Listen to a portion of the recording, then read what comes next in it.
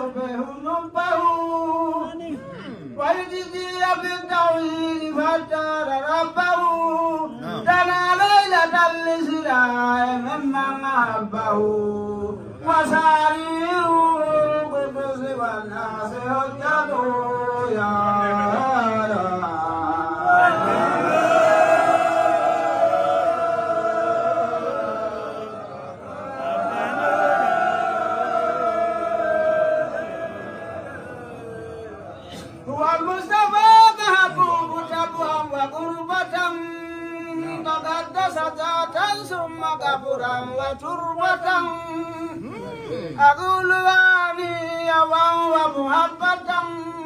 أحب رسول الله شوقا وحسبة لعلي أخدم عن حوله لا أهله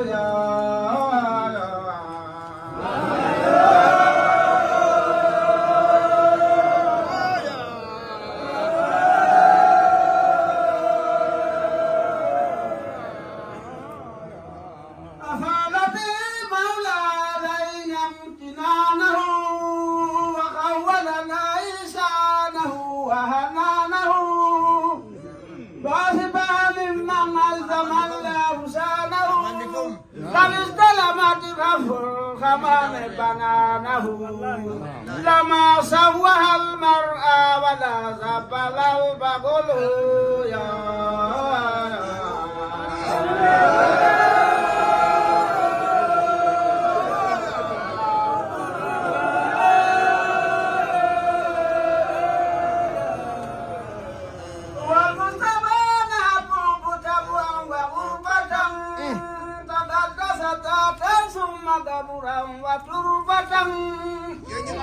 أقول واني ومحبة أحب رسول الله شوقا وحسبة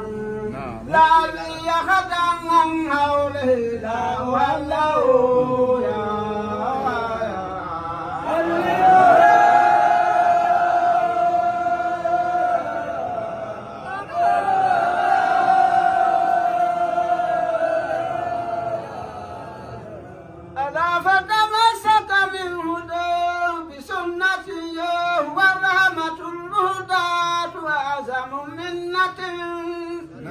أتانا بها نورا بكل جنة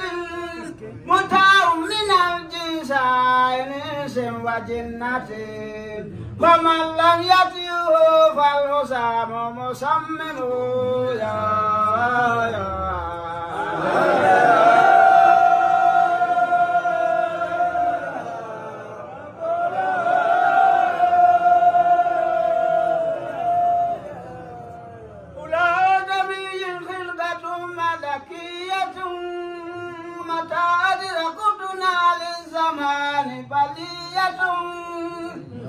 فجيناه نسك والنفوس سجية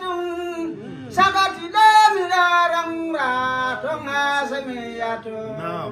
بخمسة أنهار تفجرن من خمس